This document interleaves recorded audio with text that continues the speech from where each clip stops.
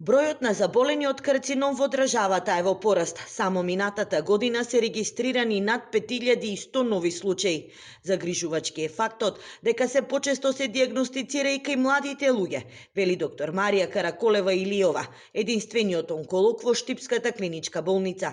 Податоците говорат дека годишно ново одделение се прават 4000 онколошки прегледи, и тоа се пациенти од целиот источен регион. Инциденцата и на млади пациенти за жал се зголемува, односно се намалува возрастната граница во однос на појавата на сите типови на карциноми, неодделни.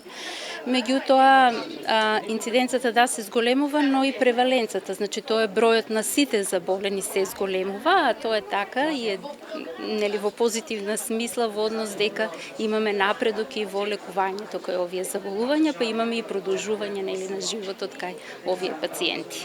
Најчести форми на карцином се на дојка, бели дробови и простата, а во изминатиот период се почести и меланомот, карциномот на кожата, што според експертите најверојатно се должи на недоволната заштита од сончевото зрачење. Специјалистите алармираат за зголемување на свеста кај граѓаните во врска со скрининг програмите и превентивните прегледи, бидејќи само така болеста ќе се фати во ран стадиум и излекувањето ќе биде успешно.